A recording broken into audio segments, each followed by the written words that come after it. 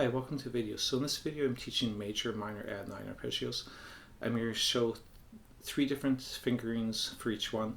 They're actually variations on the same fingering. They're all coming from the same root. And I'm going to explain how I'm creating these different variations and why I'd be creating them, I guess, so you can apply it to other arpeggios yourself.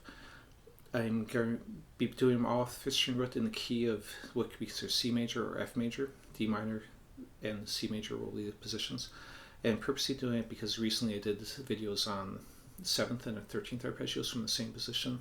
So that way you can easily combine and compare the similarities and differences and use them all together. So let me first just demonstrate them quick, and then I'll break them down slow. And I'll show tab, and all the tab on my videos now is available for free to download on my Patreon site. You don't have to become a member. Of course, I'd love it if you did, but I want everyone to have access, whether they're members or not. All right, so here's the first one, D minor Add9. And the C major Add9. Now I'll show a different fingering.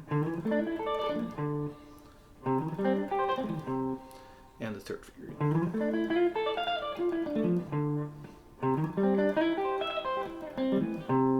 Okay, so there's the 6 fingerings I'm going to be teaching. Basically, again, they're same ones, but what I'm doing differently is choosing whether to include all the notes from the arpeggio in each octave, or in some of the octaves, or just keep it more separated and just doing, the more arpeggio-like. Basically, if you have arpeggios bigger than 4 notes, like 5, 6, 7 note arpeggios, like I recently did the one on 13th arpeggios. The 13th arpeggio actually has, if I'm doing C major 13, all the notes of a C major scale. So if I put them all in the same octave, it'd just be a C major scale. So choosing, if they're adjacent, it's going to sound like a scale. If you skip them in thirds and fourths and fifths in the larger intervals, then they'll sound more like arpeggio. But technically, it's the exact same notes in that scale and the arpeggio. So it's just the fingering that makes it sound like one or the other. But note-wise, it's the same thing. So in 4-note one, you can get away a little bit more with including all the notes. So this first one I did, I started on the 5th. If you're thinking of the formula of the arpeggio, which is 1, flat 3, 5, 9, not. Then the root is right here. Included the 9, which is the same as your 2nd. And then up to the 5th here, and then you're back to root again. So it's repeating the same shape.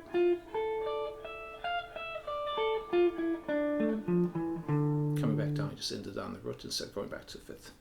And then the same thing, except starting on the 5th again.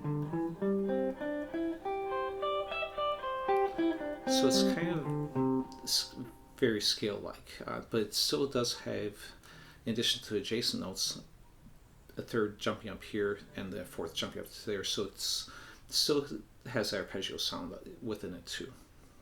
Then the second one I played was much more arpeggio sound, because I basically took a minor triad and then the 2nd octave, and when I'm playing this I actually jump up to a 2nd finger right away. You can also use a 3rd finger to get myself in position to play this next part, and then I just roll my finger between those notes. Then I add the 9th in that 2nd octave, but I leave off the 3rd, so I don't have 3 notes I rolled in. So again, it stays more arpeggio-like. And then the 5th and the root. So this is actually a sus2 triad combined with a minor triad. So that's why you can sometimes analyze down in smaller pieces like that. Same thing in the major then. It's basically a major triad, and again this time jumping up to the 3rd finger. And it's actually got the same sus2 triad on the top, and then the major in the bass.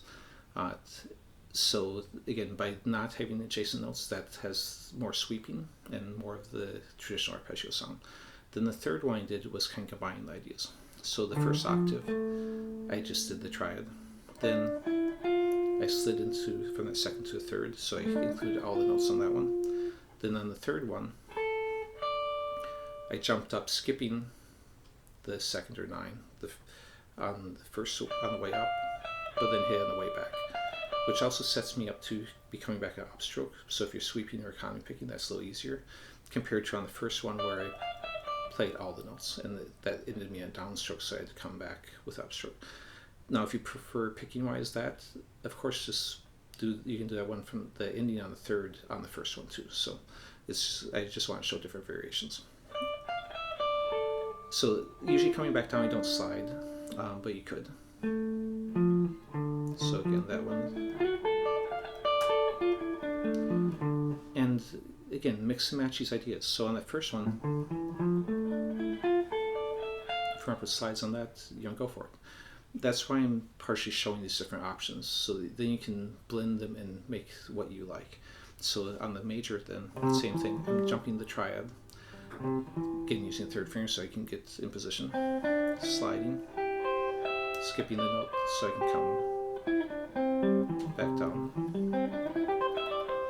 And these ones I like both playing fast and slow, but I think these ones sound good slow, so a lot of times I might use these in slow playing when I'm improvising.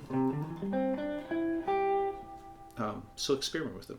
Anyways, if you like the video, please subscribe, and don't want to forget to show the tab. So here's the tab on it. So I basically show the 3 minor ones first and then 3 major ones. But again, like I said, you can download this for free on my Patreon site, so you don't have to try and copy it down. Anyways, thanks for watching.